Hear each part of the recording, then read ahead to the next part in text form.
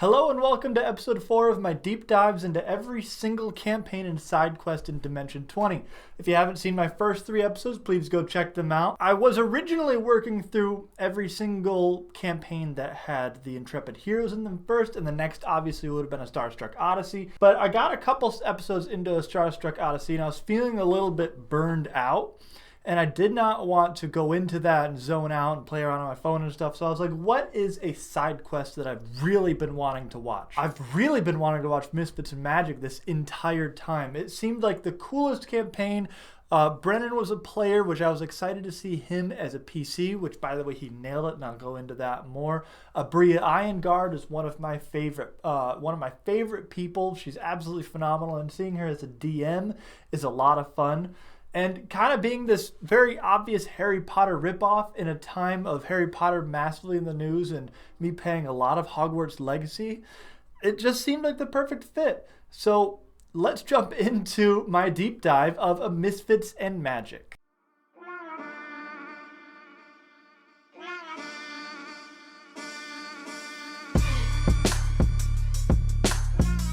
Now, Misfits and Magic is basically what everybody's fan fiction for Harry Potter is that read the books and watched the movies growing up. It follows 4 Americans that range between 16 and 17 years old, spread all over the country with different backgrounds and personalities that get accepted into what is basically Hogwarts, obviously, but they don't use the name Hogwarts or any of the house names or the sport name. But these 4 teenagers get accepted into this school as a pilot program of magical people to try and, bring in people of different cultures and of an older age and to test out Americans being at this school and how it would go. So the 4 of them get teleported to what is basically Hogsmeade to meet their head mistress and go about their new lives as wizards and witches in not Hogwarts. Now, Misfits and Magic does not play in Dungeons and Dragons. Misfits and Magic plays in Kids on Brooms, which is an offshoot of Kids on Bikes, which Kids on Bikes you can imagine is a lot like a Stranger Things setting of a modern world,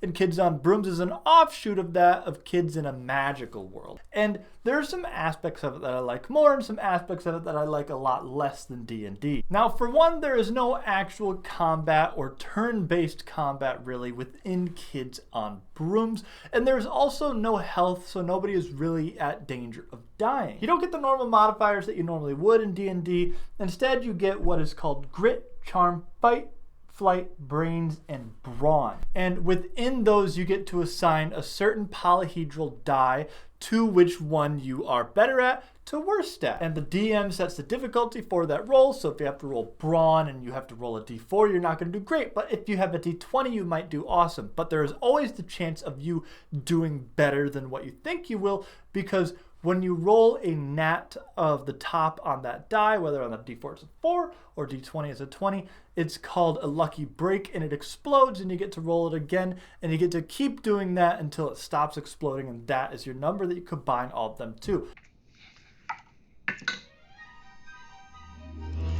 8 explodes. And that's 3 from over here. 8 explodes again. Whoa. Yo, the dice. That's currently 16. 16 plus 3 is 19. Call that a 20. Yes. Now, I think that is a very, very cool system, but for being only a few episodes long, I didn't really grasp it fully until almost the very end of the campaign itself.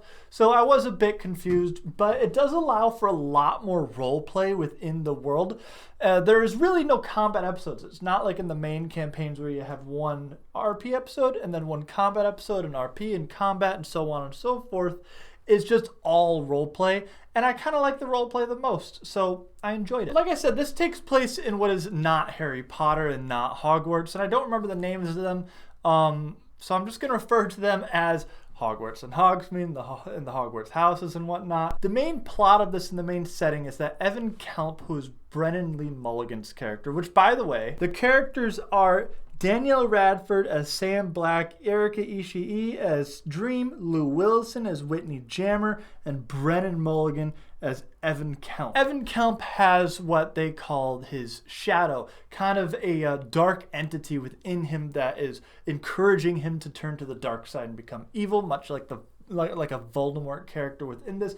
And the main kind of plot and antagonist of this side quest is that dark presence within Evan Kemp and everybody trying to overcome it while also changing the way that things are done in this backwards ass school. And that's one of my favorite aspects of this is I love Harry Potter. I do. I have a Harry Potter tattoo. I have a lot of Harry Potter stuff back there. This poster is from Harry Potter. I don't hide the fact that I'm a huge fan of it. And neither do these people. They talk about the problematic history of Harry Potter and especially the problematic history of J.K. Rowling. Fuck turfs. Can I say that? Fuck turfs. Fuck turfs. And But they also say that they love Harry Potter.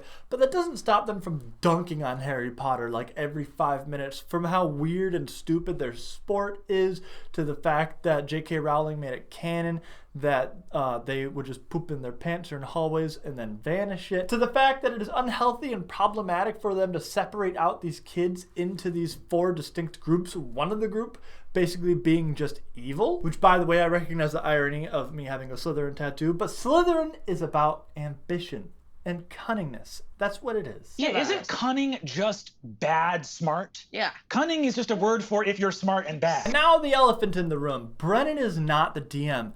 This is not only the first campaign that Brennan doesn't DM, but it's also the first campaign after COVID. And it is the first one in person that they had in years.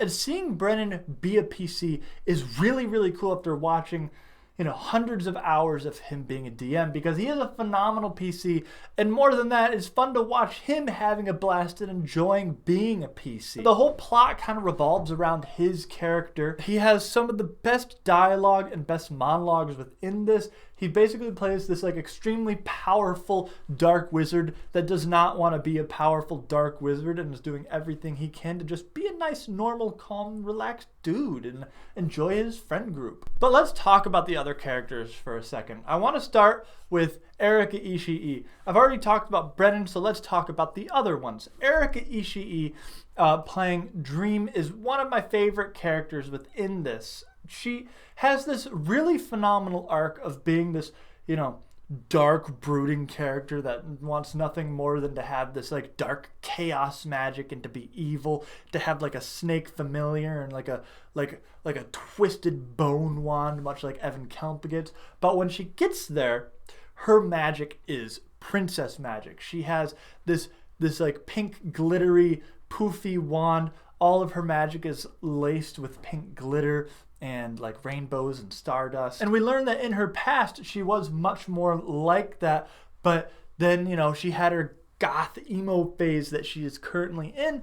And she learns over time throughout this to accept that she can be both. She can be both this, pink princess glittery chaos magic, but also this dark brooding chaos magic, and sort of combine the two into this true personality of herself. And she has a wonderful moment where she teaches Evan Kemp that if she can accept that about herself, he can accept that there is a part of him that is dark and use it in his favor for good things. Danielle Radford plays like this influencer that goes to this school that is pretty clueless and not the smartest, but just a very nice all-around person that everybody flocks to because she's so charming and she helps everybody realize their best self. Lou Wilson plays Whitney Jammer, and Lou continues to always be one of the best role players in all of Dungeons & Dragons, playing this jock that goes there, takes the worst house, Chimeron, Goat House. That's with the goat. Get the horns! And which is basically Hufflepuff, and says that like 80% of all the students or 60% of all the students or something like that are in this one house because they're just the miscellaneous throwaways. And it's like, nah man, we're the best, we're the coolest, fuck everybody else. And just goes on to basically be a badass. And Lou Wilson, like I said, one of the best role players and best D&D players I've ever seen, and he continues to be so in Misfits and Magic. Really the only fault of this is that it is nowhere near long enough. The whole campaign, not including the Christmas special or the live special, is less than 10 hours long. There's not enough time, in my opinion, to establish these characters, establish the setting, establish the antagonists, and overcome these obstacles while having it be believable and fleshed out enough, especially in a fantasy world that is this in-depth with this many new things to learn, and especially when you have player characters like this that are so good at roleplay, so oftentimes they get stuck in a roleplay conversation that is too interesting to stop for 30 to 40 minutes straight. Abria is a good DM, and she tried to make up for this by doing multiple time skips and because the first 2 episodes basically took place in like the first 2 days, and they need like an entire goddamn school year, and they only had a couple episodes left. But in the end, it just felt rushed. I'm not saying I didn't enjoy myself. I just really, even if it was just like 2 episodes longer, which is generally what side quests are, I don't know why this one was much shorter, I think it would have benefited a lot from that. But that's really the only negative aspect. If anything, I think that they should give this a season 2. They had the Christmas special. That's a lot of fun. I enjoyed that. I think they need to have a season 2 of this. I think it's the side quest that benefits the most and is the most open to a second season. But that's only my opinion. You let me know what you think. Thank you for watching. Make sure to like, comment, subscribe. Check out my other videos.